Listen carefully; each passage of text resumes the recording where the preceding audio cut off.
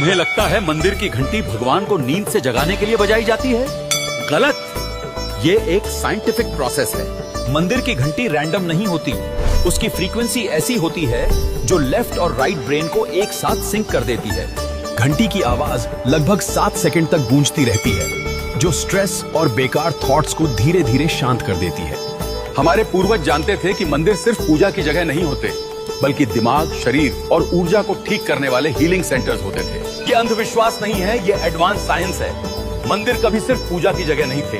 अगर ये सच समझ आया है तो सब्सक्राइब कर लो।